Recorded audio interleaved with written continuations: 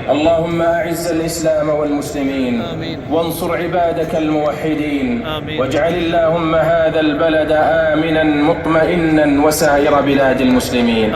اللهم أصلح أحوال المسلمين، اللهم أصلح أحوال المسلمين، وأمنهم في أوطانهم، واجمع شملهم، ووحد كلمتهم على الحق، وألف بين قلوبهم، وأصلح ذات بينهم.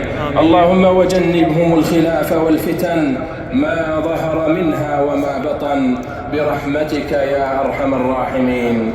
اللهم آمنا في أوطاننا، وأصلح أئمتنا وولاة أمورنا.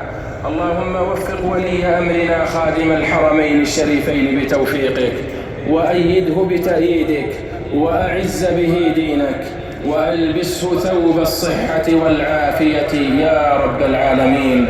اللهم وفقه وولي عهده لما تحب وترضى يا سميع الدعاء.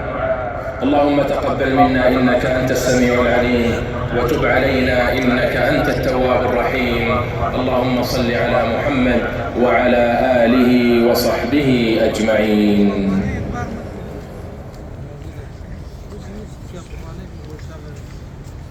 الله أكبر الله